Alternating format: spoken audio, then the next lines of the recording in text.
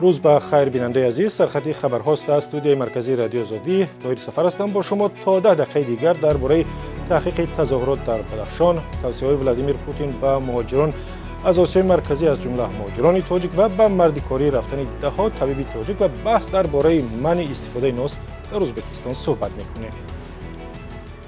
ریاست امور داخلی در بدخشان میگوید که در جریان تظاهرات و ناآرامی‌های ماه گذشته در شهر خاروق 12 کارمند نهادهای انتظامی جراحت برداشتند. در بیانیه ریاست که وزارت امور داخلی روز 9 دکبر نشر کرد، آمده است که در ناآرامی‌های روزهای 25 و 28 نوامبر 12 کارمند مقامات حفظ حقوق دچار حمله مسلحانه شدند و از کارد و دیگر ابزار تیز جراحت برداشتند.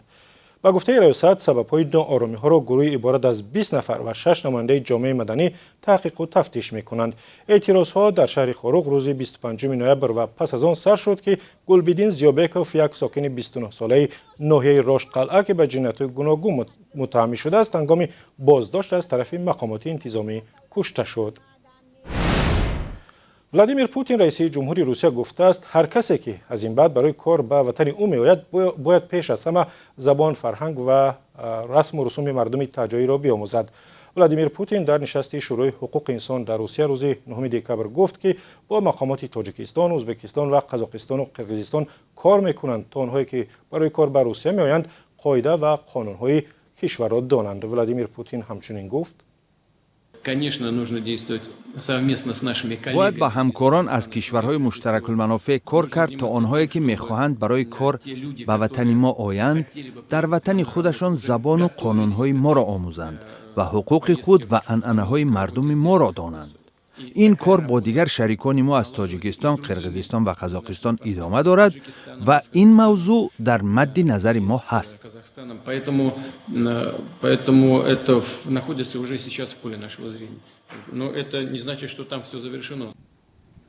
از تاجیکستان سالانه صدها هزار نفر برای کار به روسیه میروند و شکایت از نقص حقوق آنها زیاد است. در نشست شورای حقوق انسان از جمله وضع مهاجرت کاری به روسیه، به حقوق مهاجران و تنگ شدن بازار کار و سبب مهاجرت زیاد بررسی شده است. و این زمان مقامات رسمی در ناحیه شهرینو گفتند که امسال ده‌ها طبیب و پرستار کار در شفاخانه‌های ناحیه را بس کردند و به روسیه رفتند.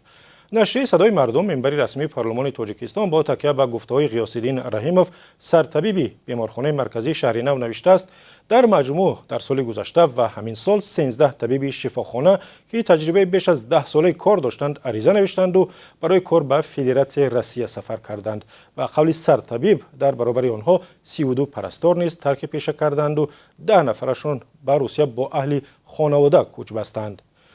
طالب احمدوف، مدیر مؤسسه کمک اولیه طبی و سانیتری در شهرینو، به صدای مردم همچنین گفته است که در 9 ماه امسال 7 طبیب با لیاقت مؤسسه از جمله جراحان، اورولوگ‌ها و طبیبان عائلوی و دندانپزشکان برای کار به روسیه رفتند. در خبر آمده است سبب ترک کار و مهاجرت طبیبان مزد کم، احتیاج به خانه خصوصی و سنجش زیاد و بی اساس ساختارهای دولتی می باشد. و سبب مهاجرت به روسیه حالا ناحیه شهرینو به طبیبان عائلوی، دندانپزشک، جراح و آسیب شناس و طبیب کودکان و حمام دایه و دیگر متخصصان طبی محتاج شده است. از تاجیکستان طوری می‌دانیم سالانه صدها هزار نفر برای کار به روسیه می‌روند و متخصصان می‌گویند با وجود منافع کوتاه مدت مهاجرت کاری به اقتصاد تاجیکستان، این تمایل در دراز مدت برای کشور فلاکتبار خواهد بود.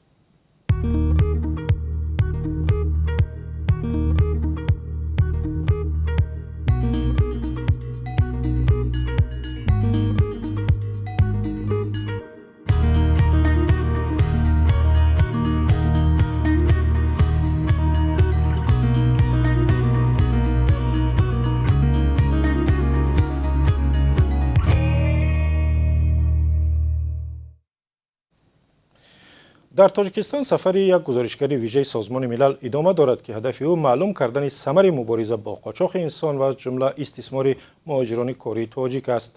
سیابهان میولالو که روز 8 دکبر به دوشنبه آمد تا 15 دکبر با مقامات رسمی و نمایندگان جامعه مدنی درباره تلاش‌های تاجیکستان برای مبارزه با قاچاق و استثمار انسان گفتگو می‌کند. او قبل از سفرش در یک بیانیه گفت نگرانی به خصوص از خطر قاچاق شدن پناهجویان و فراریان، مهاجران کاری و خانواده‌های آنهاست.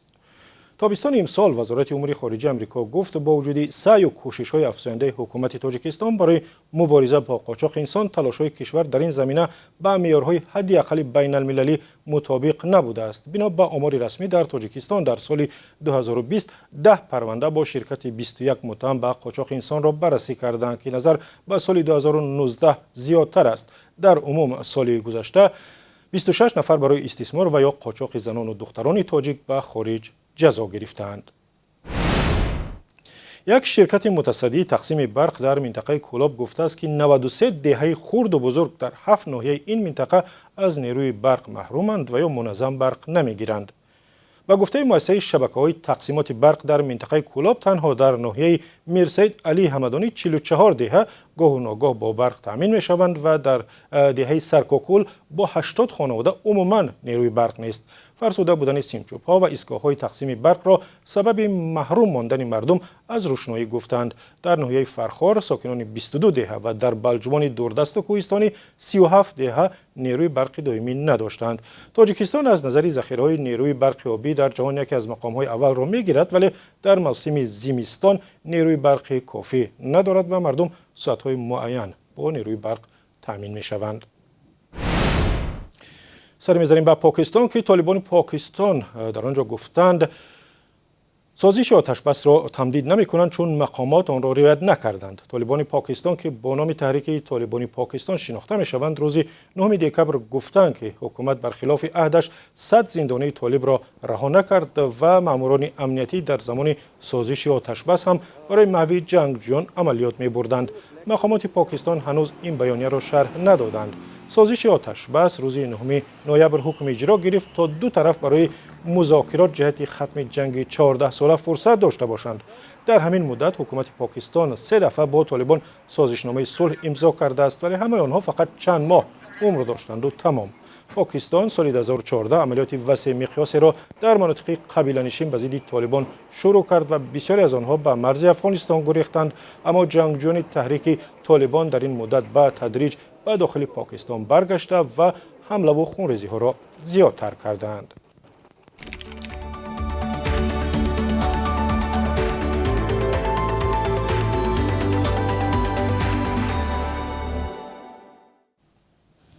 حکومت تاجیکستان مربیان و بازیگران خارجی را که سال آینده از خارج به دسته‌های کشور می‌آیند از پرداخت مالیات آزاد کرده است. در قانون بودجه سال 2021 که همین هفته در مطبوعات داخلی نشر شد آمده است مربیان و بازیگرانی که از خارج برای رشد کلوب‌های فوتبال جلب کرده می‌شوند و یا هستند از پرداخت انداز از درآمد شخصان واقعی آزاد کرده می‌شوند. در قانون مذکور آمده است که فدراسیون فوتبال تاجیکستان و واحدهای تابع آن و دسته‌های فوتبال در عموم از پرداخت مالیات از اموال و نقلیات آزاد هستند. و در پارلمان ازبکستان بحث و بررسی درباره ناس، یک نوع تماکوی محلی ادامه دارد که در تاجیکستان هم زیاد استفاده می شود. وکیلان مردمی ازبکستان این هفته مسئله آن را بررسی کردند که آیا ناس را به کلی منع کنند و یا استحصال فروش آن قانونی شود. مقصوده وارث و وکیل پارلمان از جمله گفت که استفاده ناس را باید منع کرد، ولی این در جامعه ناراضگی برمی‌انگیزد یا باید استحصال و فروش آن را به مجرای قانون درآورد. وزارت تندرستی ازبکستان می‌خواهد استفاده ناس به تمام منع کرده شود.